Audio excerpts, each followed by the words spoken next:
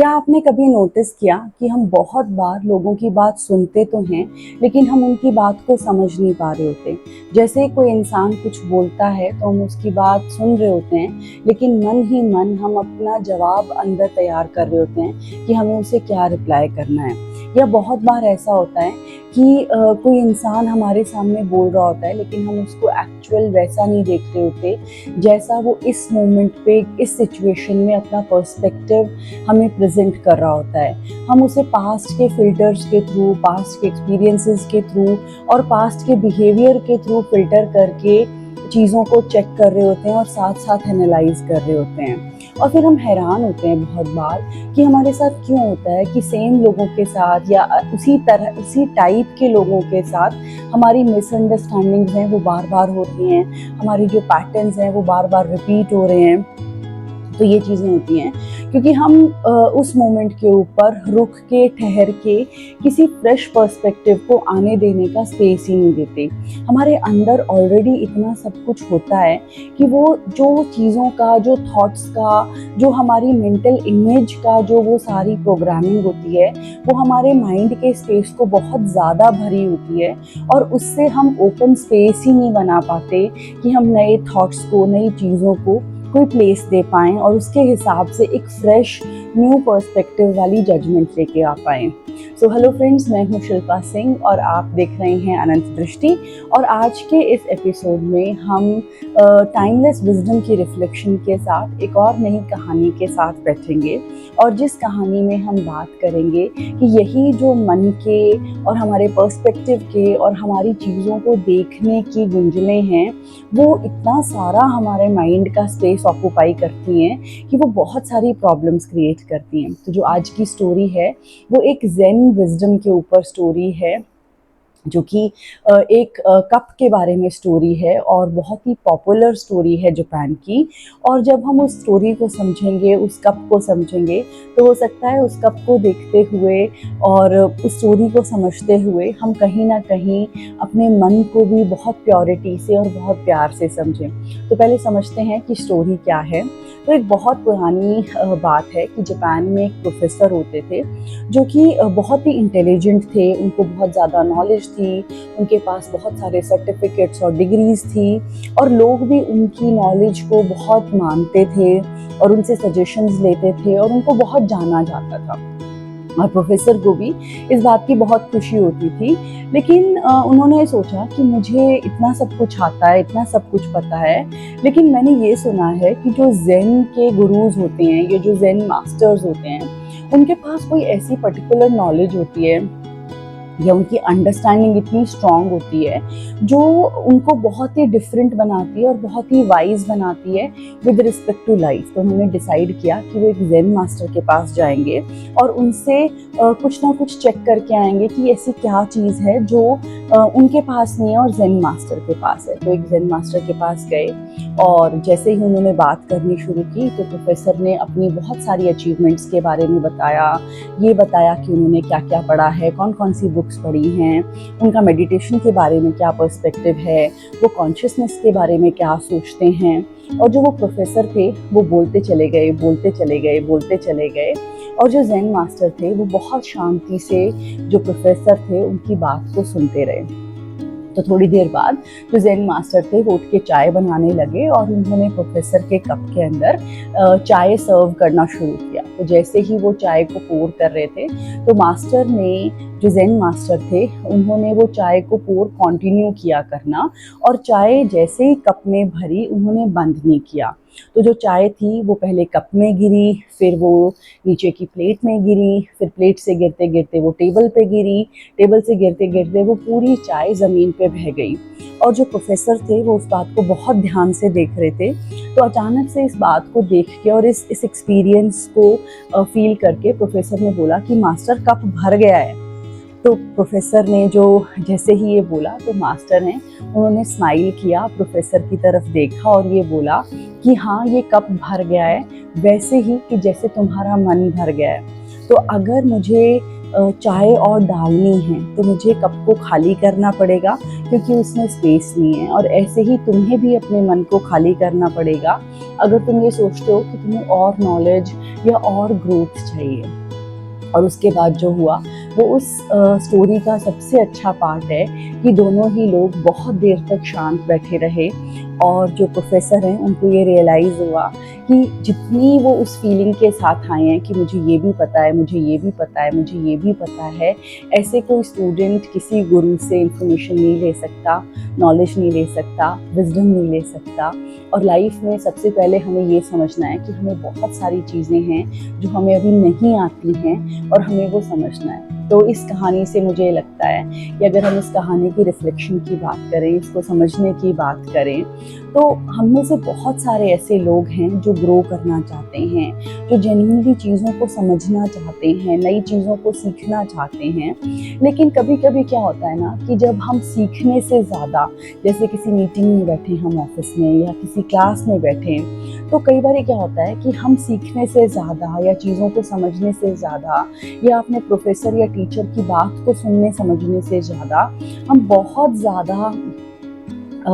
इस बात के ऊपर जोर दे देते हैं कि हम ये बताना चाहते हैं या हम अपनी बारी का वेट कर रहे होते हैं जिसमें हम ये बताना चाहते हैं कि मुझे क्या क्या पता है। मैं उस मीटिंग में अपनी आवाज़ सुनने के लिए बोलना चाहता हूँ या मैं वेट कर रहा हूँ, मैं दूसरों की बात को समझ ही नहीं रहा या उनकी बात का सुनने का भी मुझे ध्यान नहीं है। I just want to prove myself कि मैं कैसा हूँ। या बहुत बार ऐसा होता है कि किसी रिलेशनशिप में जहाँ पे हमें बैठ के थोड़ा सुनना चाहिए, दूसरे का पर्सपेक्टिव समझना चाहिए और हमें लोगों की फीलिंग्स को समझना चाहिए, वहाँ पे भी हम बहुत ज़्यादा उस सिचुएशन को, उस रिलेशनशिप को कंट्रोल करने के लिए बहुत ज़्यादा हम बोल रहे होते हैं या हम बता रहे होते हैं। या इनफैक्ट जब हम नई दोस्ती करते हैं किसी से या किसी नए रिश्ते में जाते हैं तो उस मोमेंट पे भी हमारे जो पास्ट रिलेशनशिप के बैगेज हैं, पास्ट रिलेशनशिप के फियर्स हैं, इनसिक्योरिटीज़ हैं, बैड एक्सपीरियंसेस हैं, वो सारी चीज़ें हमारे अंदर कॉन्टीन्यूसली चल रही होती हैं, वो क्लीन नहीं हुई होती हैं और हम नए रिलेशनशिप में उस पूरे पास्ट बैगेज के साथ जाते हैं और नए रिलेशनशिप को भी हम उसी लेंस से,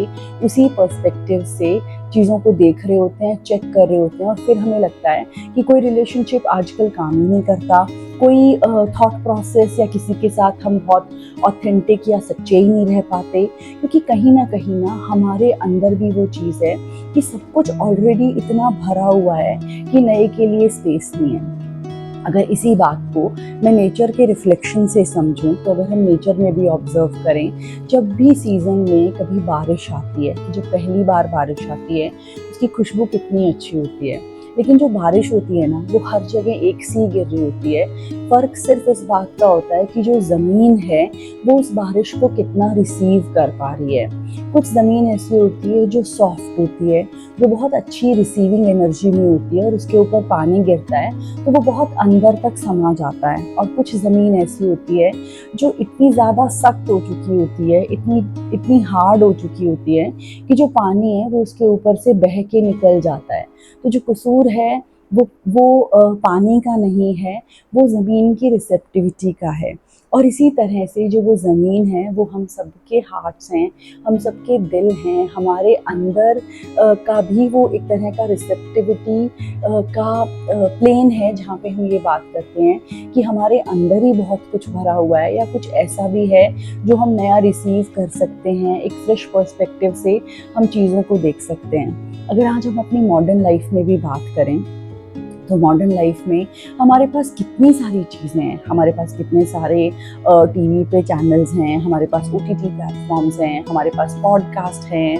यूट्यूब चैनल्स हैं, इतनी सारी इंफॉर्मेशन, नॉलेज बैंक, डिटेलिंग है हमारे पास। और लेकिन उसके बाद भी अगर आप अपने आसपास के लोगों को ऑब्जर्व करो या आप अपने आप को खुद को भी ऑब्जर्व करो तो बहुत बार हमें ऐसा फील होता है कि हम बहुत ज़्यादा कंफ्यूज्ड हैं, हम कोई डिसीजन ठीक से सही तरीके से ले नहीं पा रहे, या अगर हमने डिसीजन ले भी लिया तो उस चीज़ के ऊपर हम बहुत ज़्यादा बार बार जाके डाउट कर रहे हैं और वो डिसीजन लेने के बाद भी हम स्टेबल नहीं रह पा रहे कि हमें एक्चुअली क्या करना है। क्योंकि जो वो डिसीजन है ना, वो एक क्लटर्ड स्पेस से हम लेते हैं, एक भरे हुए स्पेस से हम लेते हैं, हम एक फ्रेश क्लीन स्पेस से नहीं लेते। तो अगर हम सोचें और एक इसको नया पर्सपेक्टिव दें, तो ज़रूरी नहीं है कि जो हर डिसीजन है वो आपका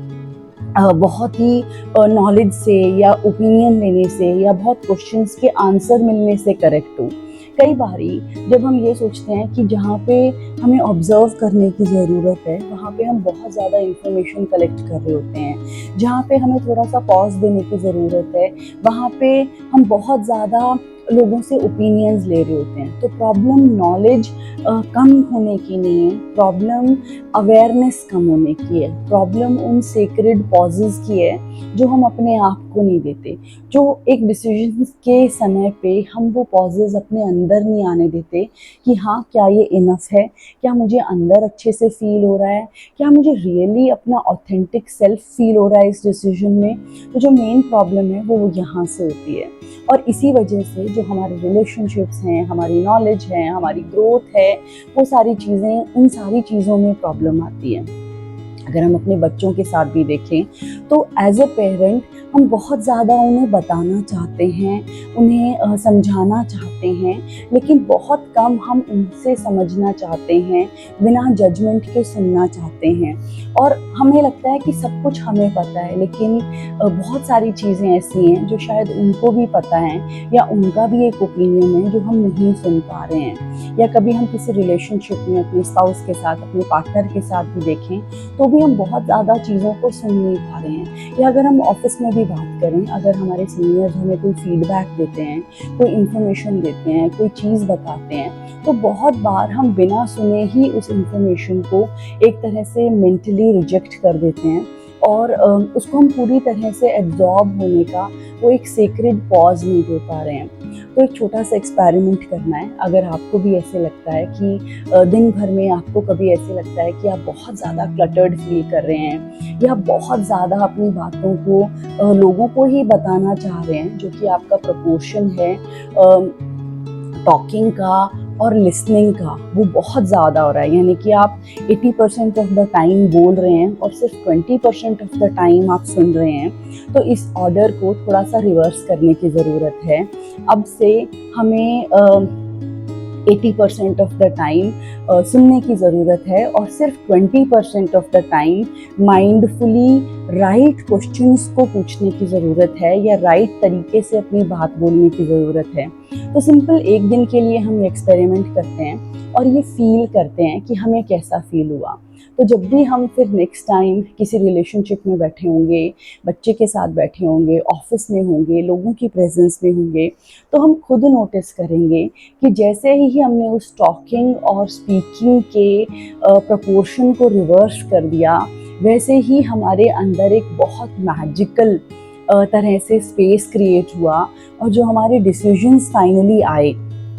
वो बहुत ही ब्यूटीफुली और बहुत ही समझदारी से आए। तो मॉडर्न लाइफ के अकॉर्डिंग और हमारे पैटर्न्स के अकॉर्डिंग हमें बहुत अर्ज फील होगी कि हम ज़्यादा बोलें, हमें बहुत अर्ज फील होगी कि हम ज़्यादा लोगों को बताएं। तो सिर्फ एक ही दिन का एक्सपेरिमेंट है, करके देखते हैं और खुद से अंदर से फील करते हैं कि आज हमें कैसा लगा। क्योंकि ये छोटी छोटी जो रिफ्लेक्शंस हैं ये बहुत अच्छी फीलिंग देती हैं और हम ज़्यादा वाइजली माइंडफुली चीज़ों को डिसाइड कर पाते हैं। तो आज के लिए इतना ही। Thank you so much. Thank you for watching Anant Drishti. Until next time, stay conscious, stay very safe. Thank you so much. Please take care.